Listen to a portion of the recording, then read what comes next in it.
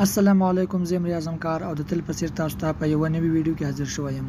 په دې ویډیو کې به تاسو ته دروخه ما چې موږ څنګه کولای شو په فیسبوک کې د یو چا پام ځان ته راوړو او یا هم په فیسبوک یو چا ته اشاره وکړو.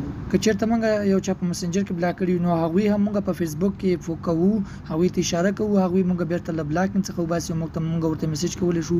دا ټول کارونه څنګه کولای شو؟ نو په دې ویډیو کې به تاسو ته هم دا طریقه دروخه ما تاسو ګورئ. همکار سکلز یوټیوب چینل زه یم اعظم کار راځي شروع کړو. نو د دې لپاره به تاسو راشئ لومړی فیسبوک ته او په فیسبوک سرچینګ کې به تاسو ولیکئ پوک، به تاسو ولیکئ.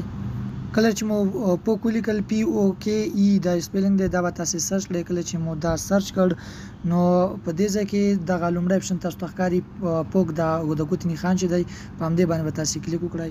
کله چې مو په دې باندې کلیک وکړ نو د دې سرچینګ ته به تاسو راشئ. په دې کې به تاسو د هغه ملګري نوم سرچ کړئ. د مثال په توګه زه اوس یو ملګری فوکوم، نو ما د ملګری نیم سرچ کړ، دغه ښکته دغه ملګری دی، دا فوکوم. نو په دې باندې کلیک کوم او دا پوه شو دته به نوټیفیکیشن ورشي، د هغه پام مونږ ته وړي او هغه ته مونږ په فیسبوک کې اشاره وکړه.